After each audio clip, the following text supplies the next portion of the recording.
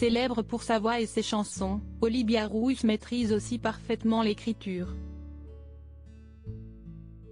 L'autrice d'Écoute la pluie tombée, édition J.C. Lattès, âgée de 43 ans, a utilisé sa plus belle plume pour rendre un bouleversant hommage à l'une de ses proches décédées.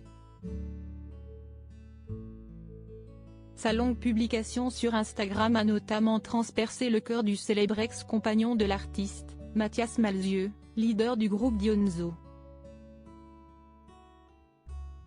Il connaissait bien la mamie de son ancienne amoureuse. Publiant une photo prise sur le vif dans un magasin, Olivia Ruiz a écrit une lettre à sa grand-mère disparue. Hier, 28 janvier 2023, nous t'avons accompagné dans ta dernière demeure, révèle l'interprète de La Femme Chocolat.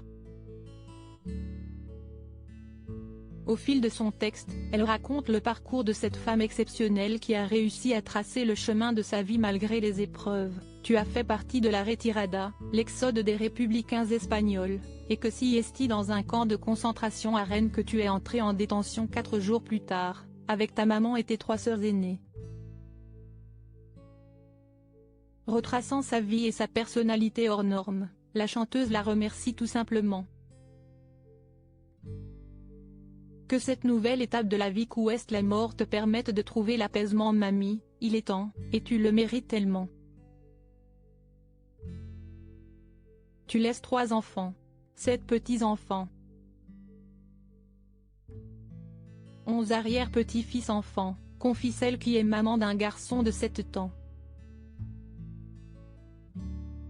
Cette grand-mère adorée, Olivia Ruiz l'avait contée dans son livre La commode au tiroir de couleur. Enfin, après tant d'années de patience domptée, j'allais savoir pourquoi elle s'emballait tant pour cacher le secret que renfermaient ces 9 tiroirs. Ma grand-mère les nommait ses renfermes mémoires. À la mort de sa grand-mère chérie, une jeune femme reçoit en héritage une intrigante commode, objet de tous les fantasmes de ses petits-enfants. Le temps d'une nuit, la narratrice va ouvrir ses 9 tiroirs de couleur, et dérouler le fil de la vie de Rita, son abuela, dévoilant ses nombreux secrets qui ont scellé le destin de plusieurs générations de femmes, entre France et Espagne, explicite le résumé.